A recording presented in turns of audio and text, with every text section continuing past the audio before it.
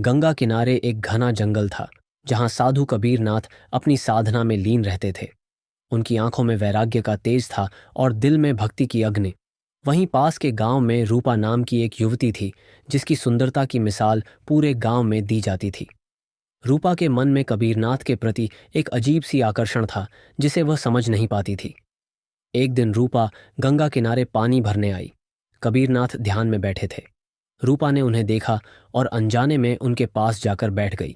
हवा में शांति थी, लेकिन रूपा का दिल तेजी से धड़क रहा था। मगर रूपा ने धीमी आवाज में पूछा, महात्मा जी, क्या साधना में प्रेम की कोई जगह नहीं होती? कबीरनाथ ने आंखें खोलीं और कहा, प्रेम तो सबसे ऊंचा मार्ग है, लेकिन यह संसारिक नहीं, ईश्वर का प्रेम होना चाहिए। रूपा ने हल्की मुस्कान के साथ कहा, यदि ईश्वर इस सृष्टि में है, तो क्या एक इंसान के दिल में प्रेम भी उसी का अंश नहीं? कबीरनाथ पहली बार किसी स्त्री की आंखों में इतना सच्चा प्रेम देख रहे थे। रूपा के शब्दों ने उनके दिल में हलचल मचा दी। धीरे धीरे रूपा रोज गंगा किनारे आने लगी। वो कबीरनाथ के तपस्वी जीवन को समझती, उनकी सेवा करती और उनके साथ भजन गाती। कबीरनाथ की आत्मा भक्ति में थी, लेकिन उनका मन रूपा की मासूमियत और सच्चे प्रेम की ओर खींचता चला गया।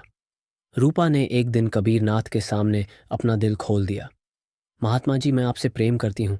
क्या आप भी मुझे अपने हृदय में स्थान दे सकते हैं? कबीरनाथ ने गहरी सांस ली और बोले, रूपा, तुम्हारा प्रेम पवित्र है, लेकिन मेरा जीवन त्याग और भक्ति के लिए समर्पित है। यदि तुम मेरे साथ इस तपस्या में चल सको, तो मैं तुम्हें अपनी आत्मा का साथी बना लूंगा। रूपा ने उनकी आंखों में झांकते हुए कहा, मैं प्रेम में त्याग को भी अपनाने को तैयार हूँ। अगर मेरे प्रेम से आपकी साधना और मजबूत हो सकती है, तो मैं हर पल आपकी छाया बनकर रहूंगी। उस दिन से रूपा ने साध्वी का रूप धारण कर लिया और कबीरनाथ की सेवा में लग गई। दोनों का प्रेम शारीरिक नहीं, बल्कि आत्मिक था, जो संसार के हर बंधन से परे था।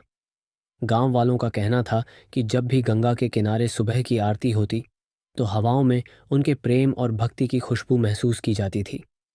कबीरनाथ के तप को डिगा पाएगा या ये केवल एक अधूरी भावना बनकर रह जाएगी, जानने के लिए चैनल को सब्सक्राइब करें और अगले एपिसोड का इंतज़ार करें।